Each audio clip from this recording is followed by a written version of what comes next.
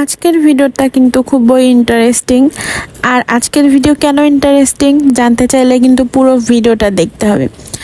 তো আমি হচ্ছে একজনকে, আমার খুব কাছের মানুষ, তাকে সারপ্রাইজ দেওয়ার জন্য সকালবেলা ঘুম থেকে উঠে সুন্দর করে রেডি টেডি হয়ে এরকম রং ঢং করতে করতে হন হন করে চলে যাচ্ছি আমার প্রিয় মানুষকে সারপ্রাইজ দেওয়ার জন্য। প্রিয় মানুষটাকে অবশ্যই আপনাদের ভাইয়া, তার অনেক জ্বর ঠান্ডা লাগছে। তো সে 2-3 দিন যাবত আমাকে বলতেছিল যে আসো ঢাকাতে, আসো একটু ঘুরে যাও, আমার ভালো লাগবে।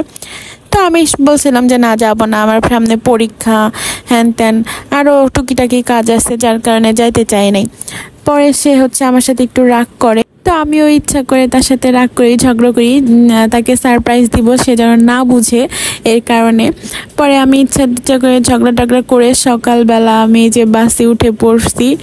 এই তো বলতে বলতে আমি যমুনা সেতু কাছাকাছি প্রায়। এদিকে আমার মনে মনে অনেক ভয় লাগতেছিল যে আমি হচ্ছে কাউকে কিছু বলে যাচ্ছি না, যদি রাস্তায় কোনো বিপদ আপদ আসে বলা যায় না, কেউ তো জানতেও পারবে না আমি কোথায়। তো শুধু আব্বু আম্মুকে বলে আসছি, আর এদিকে ভাইয়া বা তরুণ বা দীঘাপু এদের কাউকেই বলি নাই যে আমি আসতেছি। তো যত দূর যাচ্ছি তত দূর মনের মধ্যে একটু এক্সাইটেডও কাজ করতেছিল, আবার একটু ভয়ও লাগতেছিল যে যে কি হয়। বেশি এক্সাইটেড ছিলাম যে আমি যে সারপ্রাইজ দিব এটা ভেবে অনেক বেশি এক্সাইটেড ছিলাম। এই যে বাসের মধ্যে ওর সাথে আমি ঝগড়া করতেছিলাম যেন ও আমাকে বাসের মধ্যে ফোন না দেয়, আর ফোন দিলে তো বুঝে যাবে, বাসের সাউন্ড শুনবে।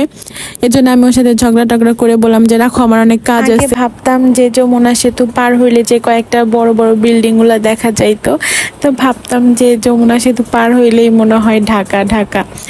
তো মানে এটা অনেক আগের, ছোটবেলায় ভাবতাম আর কি। তো অনেক সকালে আমি রওনা হয়েছি 8টার দিকে, ওই টাইমে খুব একটা জ্যাম ছিল না, এর জন্য খুব তাড়াতাড়ি পৌঁছে যাচ্ছি আমি। আর আমি এখানে বসে বসে চিন্তা করতেছি যে আমাকে দেখার পরে আমার জামাইয়ের রিয়াকশনটা কেমন হবে, এইসব নিয়ে একা একা ভাবতেছিলাম আর খুব এনজয় করতেছি। এরপরে আমি চলে আসি, আর এখন দাঁড়াইছি রাস্তা পার হব কিভাবে, কারণ প্রত্যেকবার ভাইয়া অথবা তরুণ আগায় নিয়ে যায়, রাস্তা পার করে নিয়ে যায়। তো এবার যেহেতু বলে আসে নাই, তো একা একাই পার হতে হয়েছে। তো এরপরে আমি বাসার নিচে চলে আসছি, এরপরে লিফটে উঠে পড়লাম। তারপরে মনে মনে অনেক মানে আনন্দ লাগতেছিল যে কি হতে পারে তাদের রিয়াকশন, এটা ভেবেই অনেক আমার খুব খুশি লাগতেছিল আর কি। বেল দিয়ে প্রথমে দরজার ইয়াটা হাত দিয়ে আটকায় রাখলাম যেন দেখে না বুঝে। ভাই বিশ্বাস করেন এই মুহূর্তেটা আমার কাছে এত মানে এত ভালো লাগতেছিল যা বলে বুঝাইতে পারবো না। এই যে দরজা খুলেই সেই একটা হাসি মেরে দিছে। এরপরে আমি অনেক হাসতেছিলাম, তারপরে এর সাথে একটু কথাটা বলে আমি ডিরেক্ট আমার জামাই রুমে চলে যাচ্ছিলাম। তো দেখি সে দরজা টরজা লাগাই ঘুমাইতেছে। পরে আমি অনেক জোরে নক করতেছিলাম, তারপরে দেখুন আপনারা তার রিয়াকশন। পাগল नहीं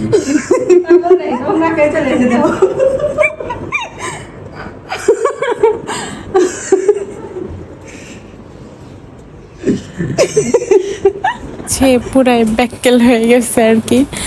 তো এরপরে আমি আম নিয়ে আসছি, সে আবার আমি তাকে সবকিছু রেডি করে দিলাম, সে আম্মা খেয়ে দিল।